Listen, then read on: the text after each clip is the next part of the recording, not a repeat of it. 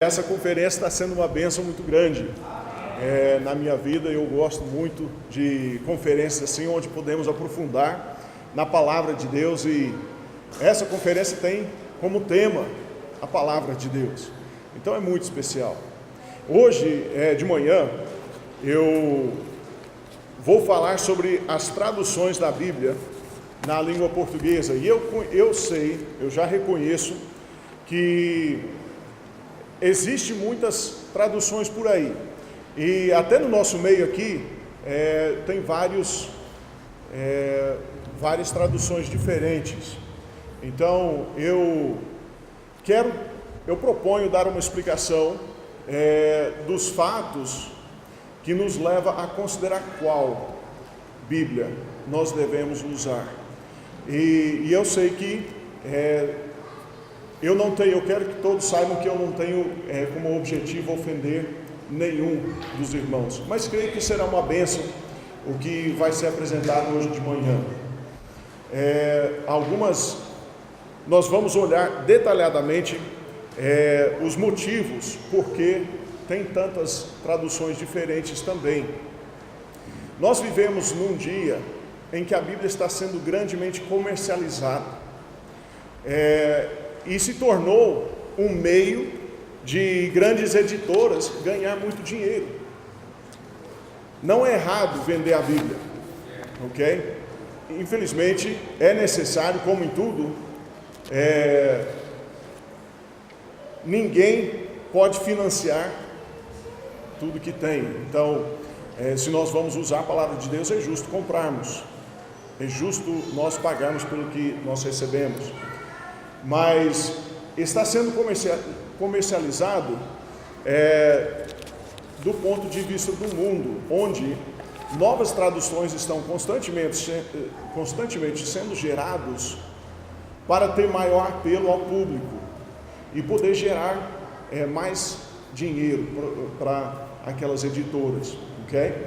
Então são muitas editoras que têm também outros interesses além da palavra de Deus. Isso não quer dizer que toda editora que publica a palavra de Deus tem apenas como objetivo ganhar dinheiro, tá? Existem editoras que têm como objetivo divulgar a palavra de Deus para o mundo inteiro. São bons motivos, mas nós vamos ver hoje que existem vários motivos pelos quais existem tantas traduções. Se você fizer uma breve comparação das Bíblias que nós temos à nossa disposição em português, você vai ver logo que elas não comparam totalmente entre si. Não são todas iguais. Então, é possível todas as Bíblias serem boas se elas não dizem todas a mesma coisa? Deixa eu desligar esse ventilador aqui, senão eu vou estar tendo uma dificuldade aqui. É possível todas as Bíblias serem boas se elas não dizem todas a mesma coisa? Sim ou não? Eu quero levar os irmãos a pensar um pouquinho hoje de manhã. Então me ajuda aí. É possível todas as Bíblias estarem certas se elas não dizem a mesma coisa? Bom, depende os irmãos talvez estejam pensando, depende das diferenças, ok? E nós vamos ver que há diferenças importantes, significantes. Tem duas linhas de pensamentos que prevalecem quanto a traduções da Bíblia. Quando as pessoas vão traduzir a Bíblia, tem duas linhas de pensamentos que prevalecem. Primeiro é que as palavras exatas de Deus não são tão importantes. As palavras exatas não são tão importantes. O mais importante é o pensamento ou a ideia central do texto. Então, se você conseguiu transmitir o pensamento central ali, já é satisfatório. A segunda linha de pensamento é que cada palavra de Deus que ele registrou em sua palavra é importante. Cada palavra é importante. Então, portanto, traduções da Bíblia ou traduções da palavra de Deus devem ser traduzidos fielmente para transmitir cada palavra da Bíblia, ok? Então, as únicas duas linhas de pensamento são esses. Cada palavra não é importante, cada palavra é muito importante. Tá? E todas as traduções seguem uma dessas duas linhas. Agora, vamos olhar alguns versículos. E os irmãos me dizem se a palavra de Deus enfatiza os pensamentos de Deus ou as palavras de Deus. Vejamos João capítulo 6, versículo 63. Jesus disse assim: o Espírito é o que vivifica, a carne para nada aproveita, as palavras que eu vos digo são Espírito e vida. Jesus disse que as palavras que ele dizia eram importantes, não era a ideia. Ele não disse, a ideia que eu estou passando é vida, a ideia que eu estou passando é Espírito. Se você olhar no versículo 68, ele respondeu-lhe, pois, Simão Pedro: Senhor, para quem iremos nós? Tu tens as palavras da vida. As palavras.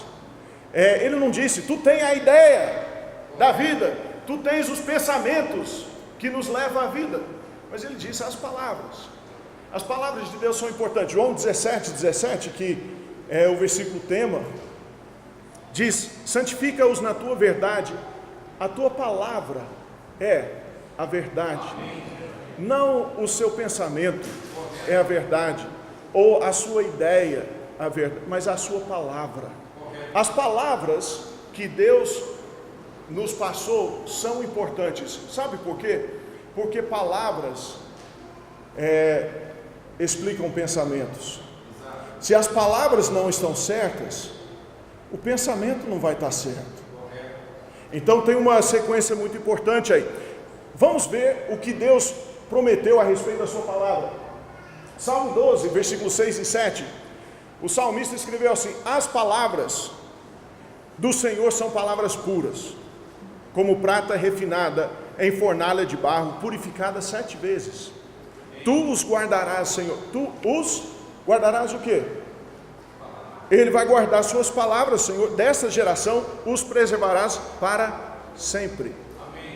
Agora, de acordo com o que nós vimos até agora, você diria que as palavras do Senhor são importantes para Deus ou não? Eu diria que as palavras de Deus são importantes para Ele. Nós vemos também que Deus preservou a sua palavra através do uso comum entre o seu povo. Como que Deus preservou então a sua palavra?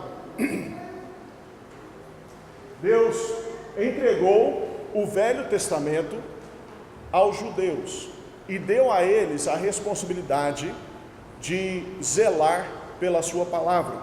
Romanos 3, versículo 1 e 2, Paulo escreve assim: qual é, pois, a vantagem do judeu? Ou qual a utilidade da circuncisão? Muita, em toda maneira, porque primeiramente as palavras de Deus lhe foram confiadas. As palavras de Deus foram confiadas aos judeus, ok? Ele está falando a respeito do Velho Testamento. Então eles tinham todo o processo, nós vamos olhar isso rapidamente, em breve, poucos minutos. Mas o Novo Testamento também era guardado da mesma forma, através do uso comum entre o povo de Deus. Mateus 28, versículo 20, ele nos dá a responsabilidade de ensinar aos novos convertidos todas as coisas que ele nos tem mandado. Ele dá essa responsabilidade à igreja, aos salvos. Como que nós vamos passar tudo que ele tem nos ensinado se nós não temos ideia do que é? Então, pela sequência, através da inspiração do Espírito Santo e o envio inicial do Espírito Santo, das Escrituras, foram sendo usadas, foram sendo repassadas fielmente para que fosse cumprido o que Deus nos deixou, a responsabilidade que Deus nos deixou. Se você olhar também em 1 Pedro capítulo 1 e versículo 25, 1 Pedro 1, 25, a Bíblia diz: mas a palavra do Senhor permanece para sempre, e esta é a palavra que entre vós foi evangelizada. Pedro estava totalmente convicto de que a palavra de Deus que estava sendo divulgada era fiel à palavra que Deus havia dado a eles. Ok? Então havia aqui uma preservação da palavra de Deus através do uso comum entre o povo de Deus. Jesus garantiu a preservação da sua palavra. Ele disse em Mateus 24, versículo 35: o céu e a terra passarão, mas as minhas palavras não hão de passar. Ele não disse os meus pensamentos não hão de passar. Ele não disse as minhas ideias não hão de passar. Ele disse as minhas palavras não hão de passar.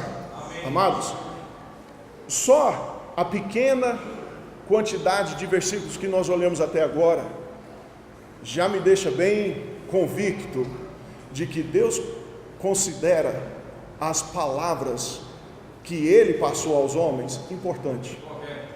Ele considera suas palavras importantes. Então, tem muitas, eu tenho aqui uma lista de quase 30 passagens bíblicos que falam sobre a preservação das palavras de Deus. É muito importante isso. Por que isso é importante? Porque o inimigo de Deus, o inimigo declarado de Deus, odeia a palavra de Deus. Quem é o inimigo declarado de Deus? É Satanás. Ele odeia a palavra de Deus. Lembra quando Jesus foi tentado pelo diabo?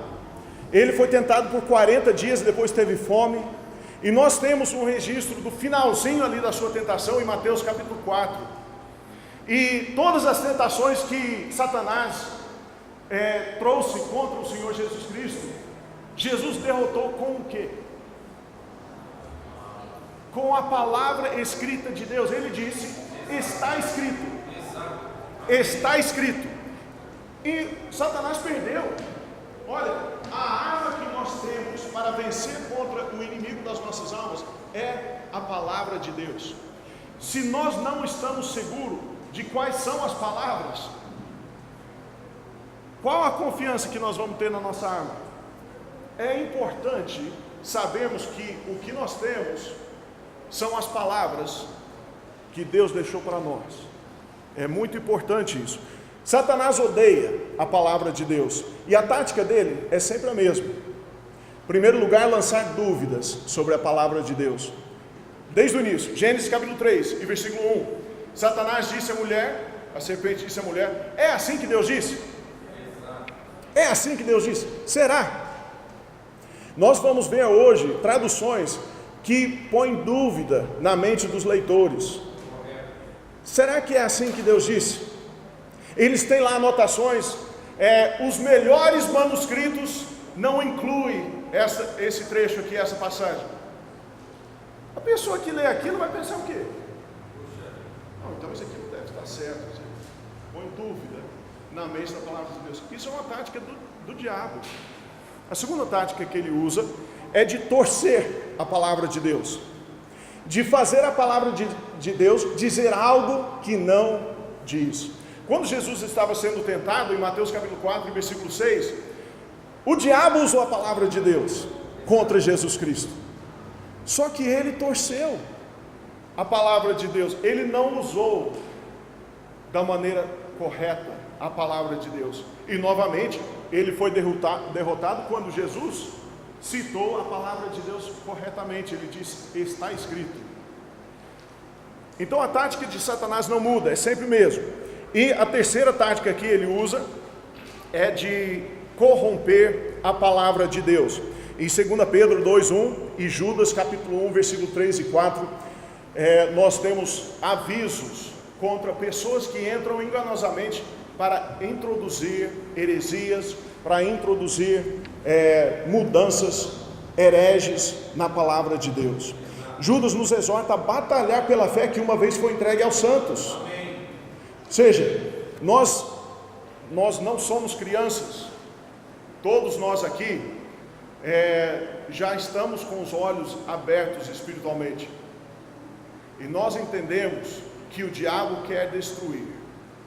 Jesus Cristo disse: eu não vim eu vim para que tenham vida e a tenham com abundância. Mas o ladrão não vem senão a roubar, matar e destruir. Então essa é uma tática que ele usa muito nos nossos dias. Deixa eu falar rapidamente sobre a base. Eu vou lançar uma base para depois falarmos sobre as traduções, ok? Eu sei que já foi falado pelo pastor Cacildo algumas informações sobre como a Bíblia chegou até nós. Vou pincelar algumas coisas rapidamente, só para lembrarmos e depois falarmos sobre as traduções, ok? Em primeiro lugar, as cópias, as escrituras originais. A Bíblia é muito claro que nenhuma profecia foi produzida por vontade de homem algum. Quer dizer, nenhum homem sentou algum dia, eu vou escrever a palavra de Deus, por vontade própria. Ninguém fez isso. Mas homens santos de Deus falaram como inspirado pelo Espírito Santo. O Espírito Santo de Deus moveu, desde o Antigo Testamento até o Novo Testamento, certos homens de diversos fundos, diversas histórias, locais geográficos diferentes. Deus moveu eles para escrever exatamente as palavras que Ele queria que o seu povo ouvisse, que precisavam ouvir. Então 2 Pedro 2:1 deixa isso claro, 1:21 deixa isso claro. Segundo lugar, os sacerdotes judeus foram responsáveis para cuidar e guardar as Escrituras. Deuteronômio, capítulo 31, versículo 24 a 26, eu vou ler rapidamente. A Bíblia diz: e aconteceu que, acabando Moisés de escrever no livro todas as palavras dessa lei, até se acabarem, Moisés deu ordem aos levitas que levavam a arca da aliança do Senhor, dizendo: tomai este livro da lei e ponde-o ao lado da arca da aliança do Senhor vosso Deus, para que ali esteja por testemunha contra ti. Então, olha, assim que foi entregue a lei, foi passado a responsabilidade dos levitas para cuidar e guardar da palavra de Deus que ali foi passado a eles. Nós chegamos em Deuteronômio 17, versículo 18, e nós vemos que desses originais se faziam cópias para uso diário. Os originais ficavam guardados e eram feitas cópias. Deuteronômio 17, versículo 18 diz assim: será também que quando se assentar sobre o trono do seu reino, falando sobre o futuro rei, então escreverá para si num livro um traslado dessa lei, que está do original, que está diante dos sacerdotes levitas. Eles faziam cópias do original que Deus havia entregado, cópias fiéis,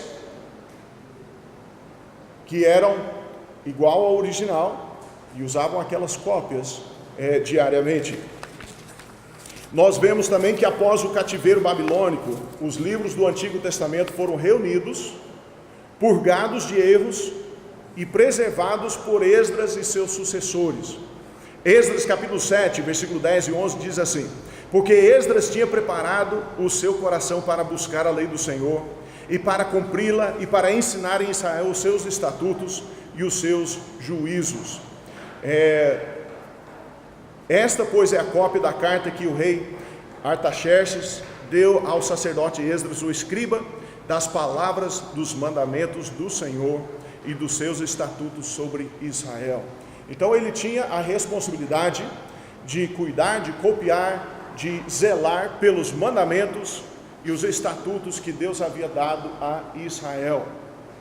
E Jesus Cristo, aqui na terra, exaltou o texto hebraico e garantiu sua preservação até os J's e T's, até a letra menor no alfabeto hebraico, e até os sinais ali que eram usados naquela língua, tudo era preservado. Jesus Cristo disse em Mateus 5 e versículo 18: porque em verdade vos digo que até que o céu e a terra passem, nenhum J ou um tio jamais passará da lei, sem que tudo seja cumprido.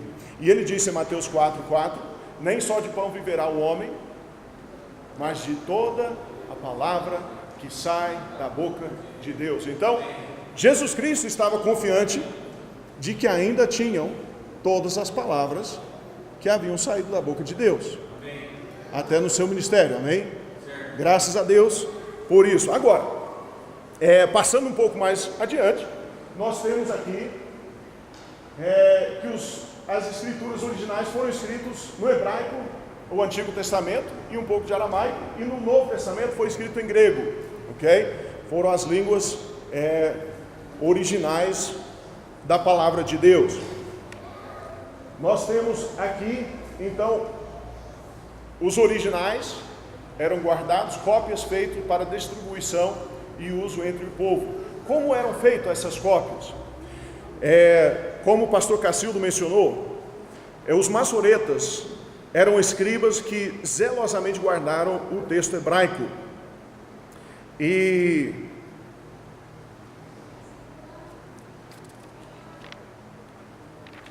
deixa eu ver aqui. Eles guardaram com rigorosas regras que eram seguidos quando as cópias estavam sendo feitas, ok? Não era qualquer pessoa que podia copiar a lei de Deus, e tinham regras que eles precisavam seguir durante aquele processo. Eu vou mencionar algumas regras só para os irmãos terem a ideia da severidade desse processo para eles, da responsabilidade que eles tinham ao copiar a palavra de Deus. Nenhuma palavra ou letra poderiam ser escritas de memória. O escriba deveria ter uma cópia autêntica diante dele, e ele deveria ler e pronunciar em voz alta cada palavra antes de escrevê-lo. Segundo lugar, regras estritas eram dadas sobre as formas das letras, o espaço entre as letras, palavras e seções, o uso da caneta, a cor do pergaminho, etc. Tudo tinha regra, para que fossem feitas cópias da mais alta qualidade. Em terceiro lugar, a revisão de um rolo deveria ser feita no prazo de 30 dias após o trabalho, após que o trabalho foi concluído. Caso contrário, ele não teria validade. Um erro numa folha condenaria aquela folha, e se 3 erros foram encontrados em qualquer página, o manuscrito era condenado. Eles levavam a sério. Olha, ninguém que escreve com seu próprio punho. Imagina copiar um livro inteiro com seu próprio punho. Chegando perto do final, por descuido seu, todo aquele trabalho teria que ser jogado fora e você começar de novo do início. Ninguém queria passar por isso. Então, era rigorosamente observado essas regras, por causa da seriedade do assunto com que se tratava. Cada palavra e letra era contado, e se uma letra fosse omitida, uma letra extra inserida, ou se uma carta trocada por outro, o manuscrito era condenado e destruído de uma vez. Então, assim Deus manteve puro o Antigo Testamento por seus meios designados, os judeus, e especialmente sacerdotes judeus. Isso durou até que a primeira impressão do Velho Testamento foi feito em 1517, ok? Em 1517, pela primeira vez, o texto do Antigo Testamento foi passado, impresso para o papel, ok? Até aquele momento, os maçoretas tinham essa responsabilidade de preservar detalhadamente, copiando à mão, ok? Agora, o Novo Testamento,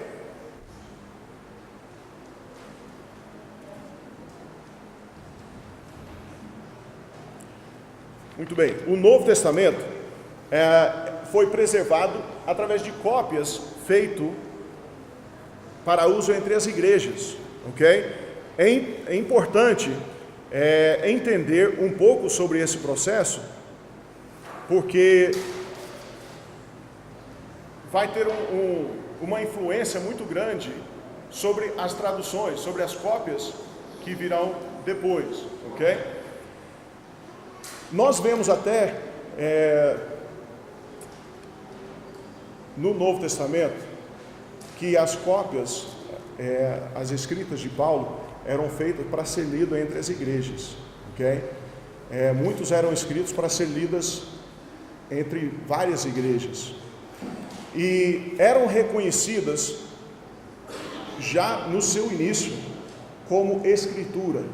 É importante isso, porque tem alguns supostos eruditos hoje que querem dizer que a palavra de Deus só veio a ser reconhecido como palavra de Deus anos depois.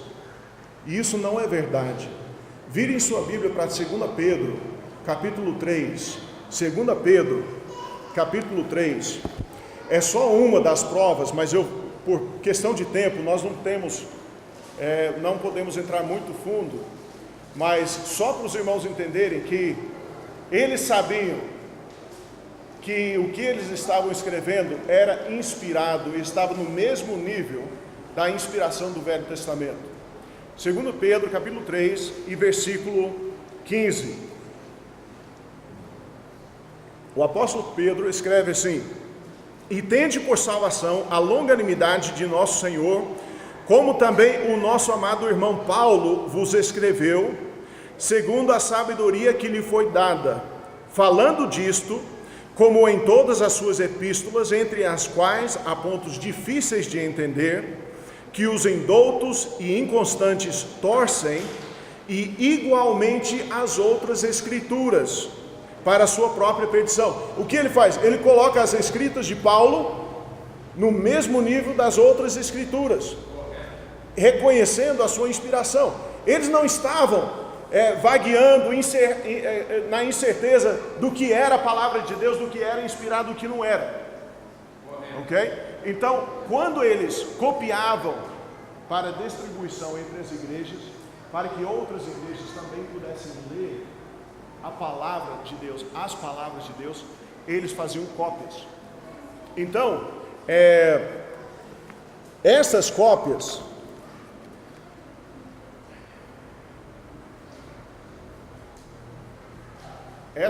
eram feitas à mão e eram feitos pelos irmãos em Cristo, por irmãos da igreja, talvez por pastores ou por outros líderes da igreja. E as cópias tinham que ser comparadas com os originais, para ser tirado qualquer dúvida a respeito da confiabilidade, ok? Se eram de confiança, se era uma boa cópia, ok? Eles tinham que ser comparados com os originais.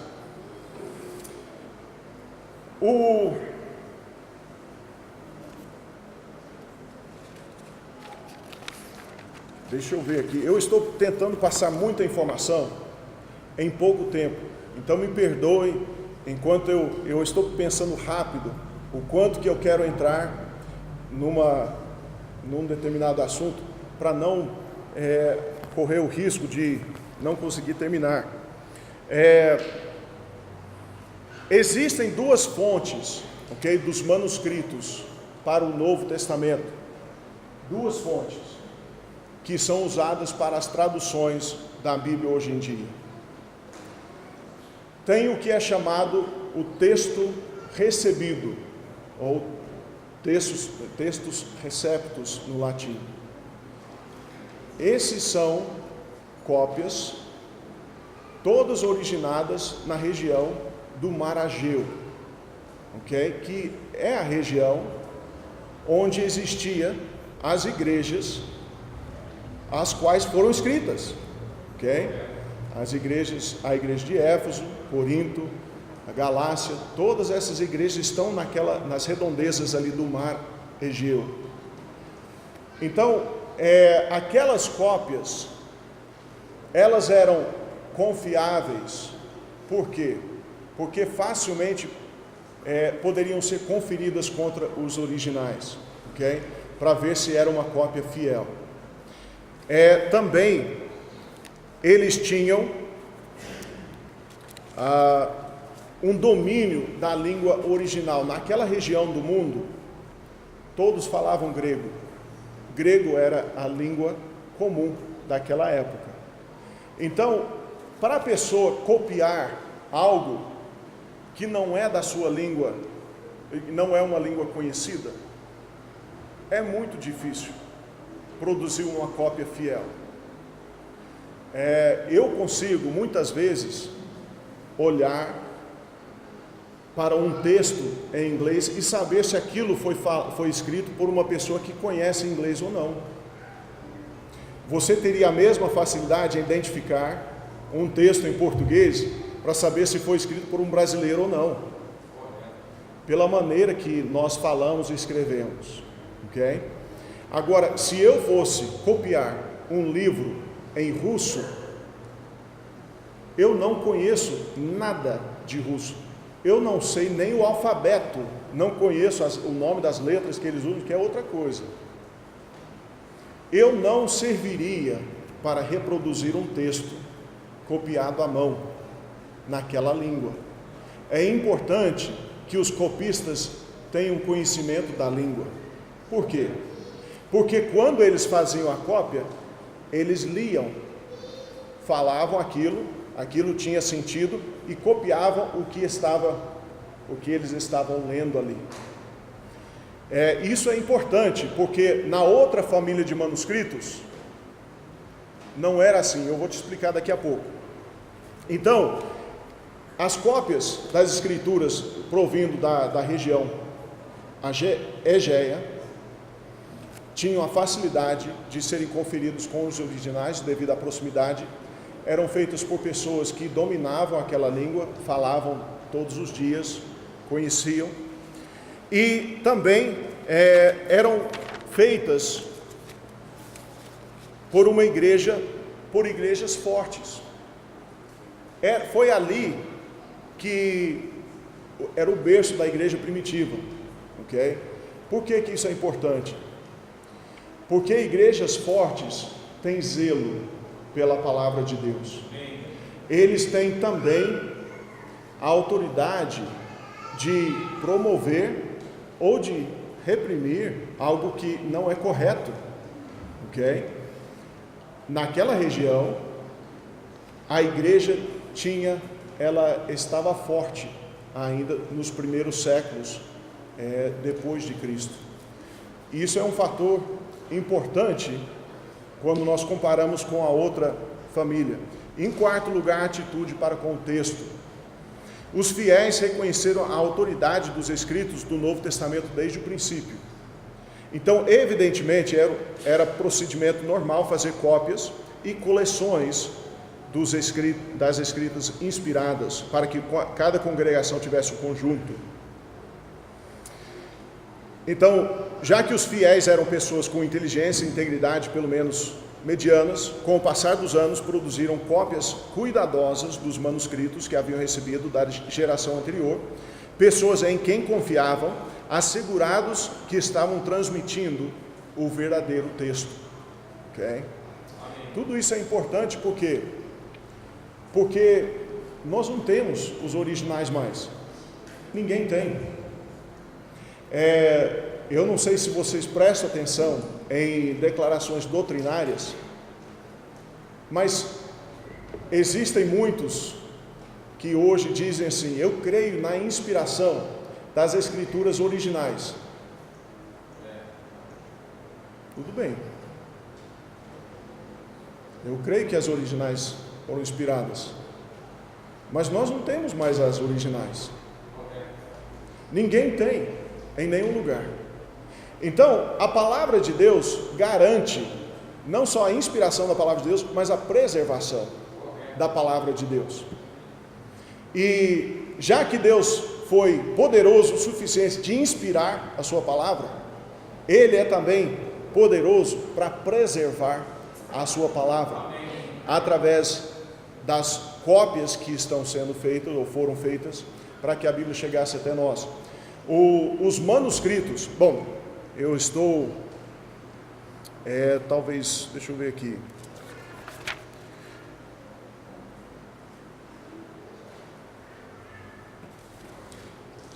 Eu pulei uma parte, eu fiz esse PowerPoint aqui, ó.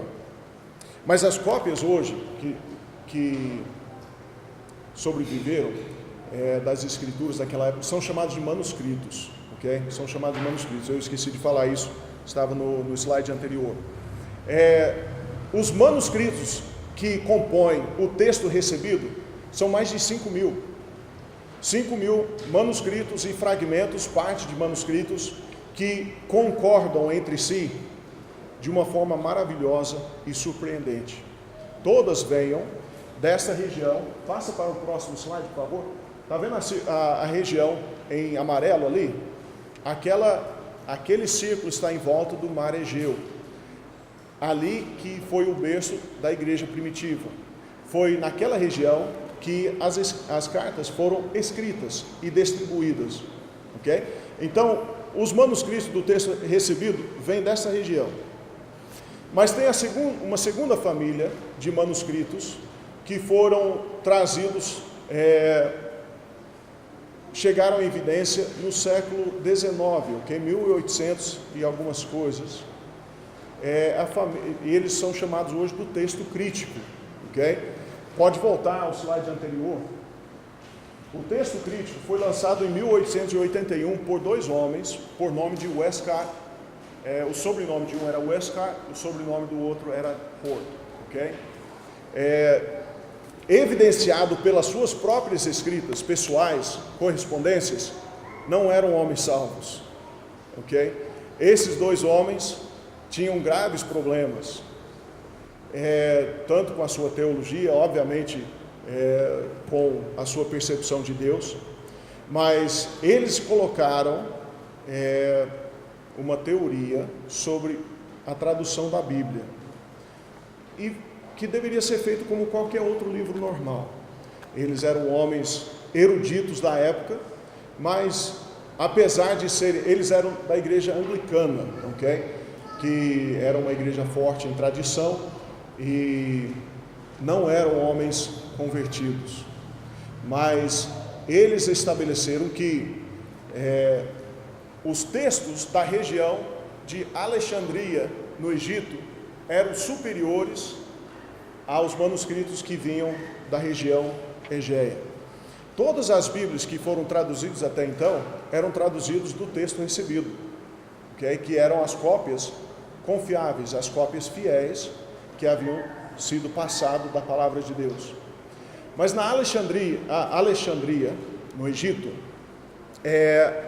havia ali também um centro teológico, podemos assim dizer, nos séculos logo após Cristo, mas eram marcados por outras características. As cópias dessa região, do chamado texto crítico, elas têm muitas discrepâncias entre si, elas não concordam entre si, cada cópia diz uma coisa. Devido à distância dos autógrafos originais, pode avançar para o próximo slide? Isso, esse mapa aqui, ó. O círculo vermelho mostra a região de Alexandria, no Egito. A distância não permitia que cópias fossem conferidas contra as originais. Então foram se introduzindo erros e mais erros, alguns por descuido, outros intencionalmente. O uso do grego no Egito já tinha diminuído no começo da era cristã. Então é evidente em muitas cópias, muitos manuscritos que têm originado no Egito ali, que o copista não sabia grego, porque ele usava um sistema de copiar os símbolos. E ele não demonstra ali conhecimento do que ele está copiando. São vários os erros evidentes nos manuscritos daquela região. A igreja alexandrina era fraca e insignificante, não era uma igreja forte. Podemos comparar, talvez, com uma igreja pequena, uma congregação pequena, bem no interior, que não tem muito contato com outras igrejas, outros irmãos em Cristo. Seria uma igreja mais fraca normalmente do que uma igreja como esta, ou uma igreja que tem comunhão entre outras igrejas e tem pregação forte da palavra de Deus. Ali em Alexandria, a igreja era fraca e insignificante. Era na época dominado pelo gnosticismo, naquela época. E as cópias existentes das escrituras não eram de confiança. Então, as duas fontes que nós temos para fazer traduções da Bíblia, do Novo Testamento, ok? São o texto recebido e o texto crítico. Obviamente, pelas razões que nós já colocamos, nós reconhecemos o texto recebido como sendo o texto guardado por Deus, preservado por Deus, e qualquer tradução da Bíblia que nós usamos, nós queremos que seja baseado no texto recebido, não no texto crítico. E eu vou mostrar por quê daqui a pouco. Rapidamente aqui, tem também métodos de tradução. 3 métodos de tradução. Quando se faz uma tradução, a equivalência formal é a que dá valor às palavras do que está escrito e procura traduzir com fidelidade cada palavra que está sendo colocada ali. É um processo trabalhoso, não é um processo mecânico. Quer dizer, você tem que colocar na outra língua, expressando as mesmas palavras, na melhor forma possível. Uma palavra sempre tem, em quase todas as línguas, vários significados. Então, o real significado se entende pelo seu contexto imediato. Então, dá para imaginar a dificuldade, o trabalho de uma tradução feito na equivalência formal. Pode existir uma palavra que na língua para a qual se vai traduzir não tem uma correspondência direta. Então, terá que se arranjar uma maneira de introduzir a informação total, com fidelidade. A gramática de língua para língua difere bastante. Então, às vezes encontramos problemas graves, problemas gramaticais a serem resolvidos. E uma boa ilustração disso são os itálicos. Você pode ver em algumas traduções da Bíblia, existem palavras em itálico. Aquelas palavras, eles colocam em itálicos para dizer que não estão, aquela palavra exata não é encontrada no original, mas é necessária para levar, para entender o que está sendo dito no original. Eles são honestos, dizendo que essa palavrinha em itálico é importante para, na nossa língua portuguesa, entendermos o fluir da gramática aqui, para que seja compreendido. Mas essa palavra exata, normalmente são... Bom, você pode olhar na sua Bíblia depois e achar, mas é uma forma dos tradutores ser honesto na sua tradução e ser fiéis ainda ao processo de tradução formal. A outra tradução que é mais usada e é mais comum entre as traduções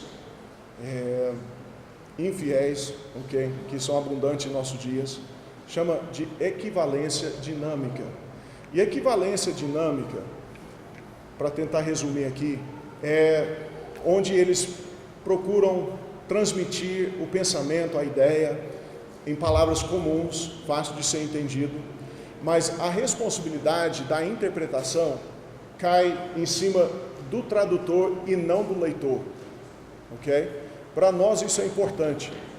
Eu quero saber cada palavra de Deus, para eu poder entender, para Deus poder aplicar aquilo na minha vida.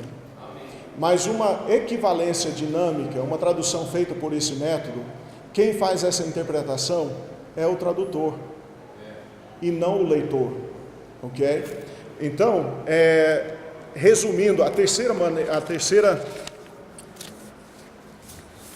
forma de traduzir seria uma paráfrase. E hoje nós temos algumas traduções que são paráfrases da palavra de Deus. E uma paráfrase não se qualifica tecnicamente como tradução, ok? É uma interpretação que o autor dá à palavra de Deus. Então, duas coisas são importantes, muito importantes, quando se fala da tradução da palavra de Deus. Qual a fonte que foi usada para a tradução? De onde veio os manuscritos que foram traduzidos para a nossa língua? Ok? São do texto recebido? São cópias fiéis? Ou são do texto crítico, que tem muitos erros, não concordam entre si? Hoje em dia, algumas traduções usam o texto recebido como fonte, mas muitos, e cada vez mais, estão usando o texto crítico como fonte. Então é importante saber a fonte dos manuscritos. Segundo, é importante saber o método da tradução. Eles usaram uma equivalência formal, ou usaram uma equivalência dinâmica, ou usaram uma paráfrase na sua tradução. O meu tempo já se esgotou, mas eu queria rapidamente, para os irmãos entenderem, na nossa língua portuguesa, existem algumas, pode passar para a próxima aqui, algumas traduções. Aqui não vai ter todas as traduções existentes em português, mas algumas estão examinadas aqui. A tradução que vem de uma fonte pura, usando uma tradução fiel à palavra de Deus, é a Almeida Corrigida Fiel, publicada pela Sociedade Bíblica Trinitariana do Brasil. Esta Bíblia aqui, a Bíblia também que você vai encontrar lá em cima daquela mesa, é a Bíblia que é traduzido da fonte certa, com o método de tradução correto, ok? Outras Bíblias que tem também disponível em português, por exemplo, a Almeida Revista e Corrigida, sofreu por várias edições, e os primeiros edições eram fiéis, mas do meio do século XX, que em 1940 e alguma coisa, já foi mudando isso, foi sendo introduzido cada vez mais a influência do texto crítico. Hoje é mais ou menos 98% baseado no texto recebido e 2% no texto crítico, mas a tradução também ainda de uma forma correta. Nós temos também a Almeida Edição Contemporânea, que tem também uma fonte corrompida, não pura, apenas 4% desse texto crítico, mas o método de tradução ainda um método fiel. Nós temos também fontes envenenadas e uma tradução frouxa. Almeida Revista e Atualizada, a fonte já é baseada no texto crítico, é 100% baseado no texto crítico, e o método de tradução mista. E na comparação entre as traduções, os irmãos vão ver como que isso influencia na Bíblia, ok? Partes da Bíblia são tiradas, versículos somem, palavras são mudadas que influenciam na doutrina, no ensino da palavra de Deus. Nós temos outras Bíblias, por exemplo, a NVI, a Nova Versão Internacional, também corrupta, 100% baseado no texto crítico. Essa Bíblia tem graves problemas. Só fazer uma comparação com uma Bíblia traduzida fiel. Pastor, mas a leitura é muito fácil. E essa é uma das coisas usadas para promover a leitura da NVI, que é Nova Versão Internacional. Que a leitura é muito fácil, é fácil de ser compreendido, mas ela tira várias partes da palavra de Deus. Fontes envenenadas, traduções paródias. Nós temos a Bíblia na linguagem de hoje, Bíblia Boa Nova, Bíblia Viva, o mais importante é o amor, cartas vivas. Essas não são de confiança nenhuma, ok? Fonte envenenada, tradução, são paráfrases, são métodos de tradução nada confiáveis. E, por fim, nós temos fontes envenenadas, traduções proseitas, como, por exemplo, a tradução do Novo Mundo, dos Testemunhos de Jeová. Gente, nem é considerado uma tradução séria. O que eles chamam de Bíblia, a tradução do Novo Mundo, não é nem uma tradução séria da Bíblia. Eles desmascaradamente omitem, alteram, mudam porções da palavra de Deus para ensinar a sua doutrina, que é errada, ok? Então são fontes envenenadas, traduções proseitas. Eu não tenho muito tempo, deixa eu mostrar duas comparações aqui, ok? Vou tentar escolher duas traduções. Volta aquela. Uma só para os irmãos entender o que eu estou dizendo, ok? Pode ser que eu tenha ofendido alguém.